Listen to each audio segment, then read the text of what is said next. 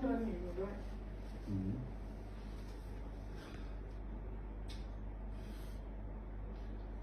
นุชการที่เราตายไหมตายเรื่องอะไรเอาเลยใช่ไหมไม่เอาเอาไหมอย่าทำแบบนี้เอาเลยไหมเอาเลยไหมให้ตายเลยอะไรเนี่ยเอาเลย